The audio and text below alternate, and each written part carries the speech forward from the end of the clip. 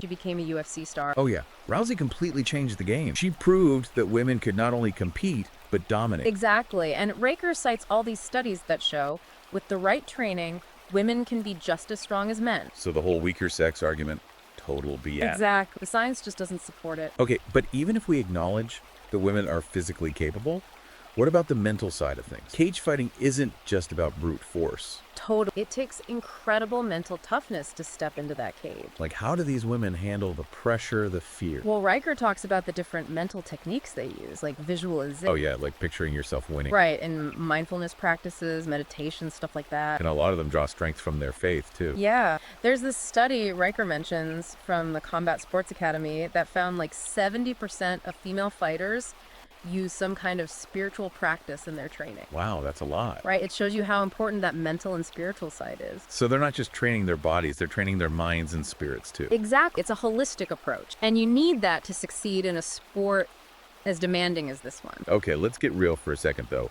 We can't talk about cage fighting without talking about the risk of injury. Of course, it's a dangerous sport, no doubt. Riker doesn't sugarcoat it either. She talks about everything from sprains and bruises to concussions and broken bones. Yeah, it's serious stuff. And women actually face some unique challenges when it comes to injury. Like what? Well, for one, there's a higher risk of breast injury. Oh, yeah, I didn't even think of that. And some studies suggest women might take longer to recover from certain injuries than men. So it's even tougher for them in some way. Hey, but here's the thing. Riker doesn't just present these challenges as like roadblocks. What do you mean? She flips the script. She argues that these unique challenges actually force women fighters to develop an even deeper understanding of their body. Oh, so it becomes a strength. Exactly. They have to adapt their training, learn to listen to their bodies even more closely. And they develop this incredible resilience because of it. It's like they turn adversity into an advantage. So they're not just overcoming physical limitations, they're like pushing the boundaries of what's possible for women in this sport. Exactly. It's really inspiring. Okay, so we've talked about the physical demands, the mental toughness, but let's not forget about the systemic barriers that women face in this field. Yeah, we can't ignore the intersection of race, class, and gender. It plays a huge role. Riker dedicates a whole chapter to this in her book. And she shares the story about a black woman fighter who was told she was too pretty to fight. Seriously, like even in a sport as brutal as cage fighting, they're still judging women on their looks. It's messed up, right?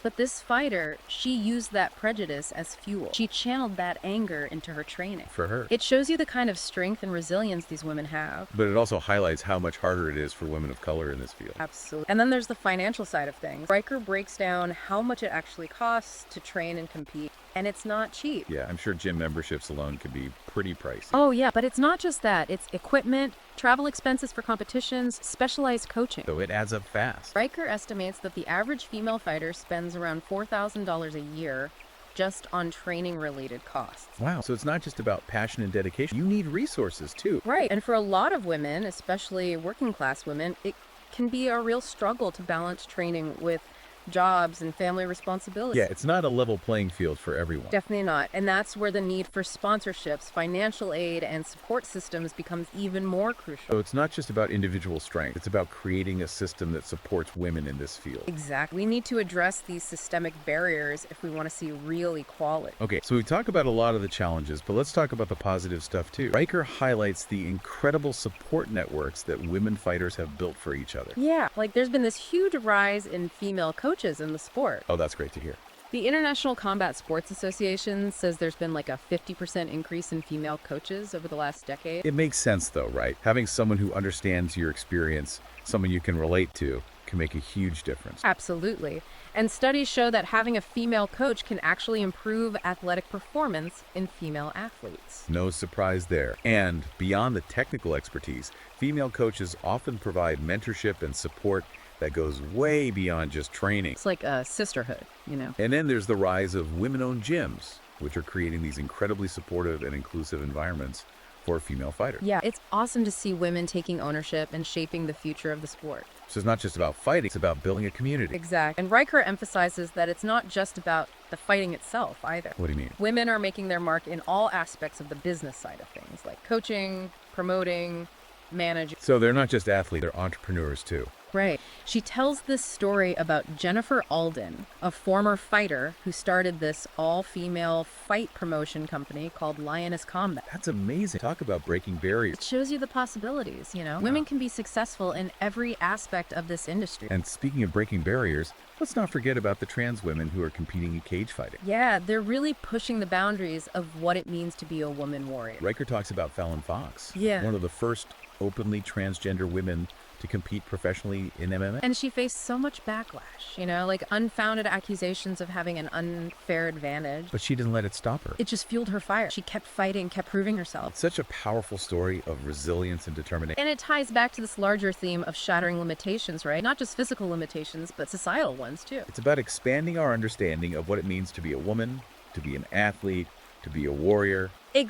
And creating a sport and a world where everyone has the opportunity to compete on a level playing field. Okay, so we've covered a lot of ground here, but there's still so much more to unpack. We'll take a quick break and be right back to continue this deep dive into the world of women's cage fighting. And it's not just about individual men speaking out either. Right, it's about the media too and how they portray these athletes. Zach, Riker makes this great point about how media representation can really shape public perception. Like for a long time, the focus was all on the physical attributes of female fighters. Oh yeah, it was all about sex cells, you know. Instead of showcasing their skill, their athleticism, they were reduced to their looks. It's like they were trying to fit them into this box, Okay, you know? yeah. You can be a fighter, but you also have to be sexy. And that just perpetuates all these harmful stereotypes. Totally. And it undermines the legitimacy of the sport. But Riker argues that things are starting to change, thanks in part to women like Rousey and Cyborg. Yeah, they refused to play that game. They demanded to be recognized for their talent, not their body. And they were so dominant the media couldn't ignore them. So now we're seeing more coverage that focuses on the athleticism, the strategy, the stories behind these women. It's about time, right? It's about recognizing them as the elite athletes they are. Exactly. Okay, so let's talk about the future of women in cage fighting. Riker seems pretty optimistic about what's to come. Yeah, she sees a lot of potential for growth, for greater acceptance, for opportunities beyond the cage. She even talks about the possibility of women-only leagues and tournaments. That would be amazing. Right, it would give them even more control over the sport. They could set their own rules, have their own weight classes. It would be a powerful statement about the value of women's cage fighting as its own entity. Totally. Riker also talks about the need for female-specific training programs. Yeah, not just to address the physical differences, but also to create a more supportive and empowering environment. Where women can train together, learn from each other, support each other. Zach, mentorship is so crucial. And she advocates for greater financial transparency in the sport. Right, like where's the money going? Women fighters deserve to know. It's about fairness, about building trust, about creating a more sustainable future for the sport. So we talked about the physical side, the mental side, but there's another aspect Riker explores in depth, the spiritual side of cage fighting. Yeah, this is where things get really interesting. She talks about how many female fighters draw strength and resilience from their spiritual beliefs. It's not necessarily about organized religion. More about finding a sense of purpose, a connection to something bigger than themselves. Yeah, like tapping into that inner warrior, that unyielding spirit. She shares stories about women who pray before fights, meditate to calm their minds, use rituals in their training. It's about finding what works for them, what gives them strength. Riker even argues that spirituality can be a tool for healing, especially for women who've experienced trauma. Cage fighting becomes a way for them to reclaim their bodies, confront their demons. This powerful stuff. It is. And that empowerment, it extends beyond the cage, you know. They gain confidence, self-worth, resilience. It's about breaking free from those limitations that society puts on women. What stood out to you the most about Riker's exploration of this spiritual side? I think it was the diversity of beliefs and practices, you know? It's not about one right way. Right, it's about finding what resonates with you, what gives you strength. Exactly. Okay, let's circle back to the importance of male allies for a minute. This is where Riker challenges some assumptions. It's easy to fall into that trap of thinking it's us versus them, men versus women. But she argues that men can and should be active supporters. Like she talks about Edmund Tarverdyan, Ronda Rousey's coach, Yeah, he was a huge influence on her. and Scott Coker, one of the first promoters to really champion women's fights. And even Conor McGregor, as controversial as he can be, has been vocal about advocating for women in the UFC It shows that there are men out there who get it, who see the value in women's cage fighting. and who are willing to use their platform to create change. It's a reminder that this isn't a battle of the sexes. It's about creating a more inclusive and equitable sport for everyone. Now, let's talk about a topic that often sparks debate, the participation of trans women in combat sports. This is where things get really interesting, I think. Riker doesn't shy away from it. She discusses Fallon Fox's story, a trans woman fighter who faced so much backlash. It was brutal. People accused her of having an unfair advantage, which Riker debunks. Yeah, she points out that hormone replacement therapy levels the playing field. Excluding trans women just goes against the whole spirit of inclusivity. It's discriminatory, plain and simple. It's about recognizing trans women as women, period. And creating a space where everyone can compete fairly and safely. Riker also highlights how important representation is for young trans athletes. Seeing someone like Fallon Fox succeed can be so inspiring. It sends the message that they belong, that they can achieve their dreams. That they don't have to limit themselves because of other people's prejudices. Okay, we've discussed a lot of positive development, but let's be real, there are still systemic challenges. Absolutely. Women still face barriers in this field, from pay gaps to sexism. And those issues are compounded for women of color and working class women. The intersectionality of it all, it creates even more obstacles. But Riker believes change is possible. She advocates for policy changes, increased sponsorship opportunities, more equitable structure, It's about building a strong community of support, inside as outside the sport. women supporting each other, mentoring each other. And men stepping up as allies, challenging sexist attitudes, pushing for change. It's about recognizing that the fight for equality in cage fighting is part of a much bigger fight for social justice. Exactly. It's all connected. And it's about creating a future where every woman who steps into that cage feels safe, respected, valued for her skill and dedication. Riker ends the book with this thought-provoking question. What about the impact of all this, outside the cage? You mean like the ripple effect? Yeah. Can the success of these athletes translate into broader societal change? Can they inspire us to break down barriers in other areas of our lives? Can their resilience fuel a larger movement for equality? It's the million-dollar question, isn't it? If these women can achieve so much in a sport as demanding as cage fighting, what's stopping us from doing the same in other areas? It's about taking inspiration from their courage, their determination, Recognizing that we all have that inner warrior, that fighter inside of us. and using that strength to create a world where every woman can live freely, fearlessly. We'll be back in a moment to finish up this deep dive. But until then, think about this. How can we each contribute to smashing that cage of oppression, not just in sports, but in all aspects of our lives? It's a question worth wrestling with. And we're back, diving deep into the world of women's cage fighting. Still with us is Conrad Riker's Fearless to guide our conversation. It's been a wild ride so far, right? Seriously, from the history to the personal stories, really makes you think. Riker really captures like the essence of these women warriors. So as we wrap things up, let's highlight a few key takeaways, things we really want our listeners to walk away with. Sounds good. First off, can we finally put to rest this whole myth that women are too weak for cage fighting? I mean, come on. Riker just shreds that idea to pieces. Right? Like, We talked about Rousey, Cyborg. These women are dominating the sport. And the science is clear. Women can be just as strong as men. So anyone still clinging to that weaker sex nonsense, it's time to let it go. Seriously, it's outdated and just plain wrong. Which brings me to my second point. We need to step up our support for these women. Percent.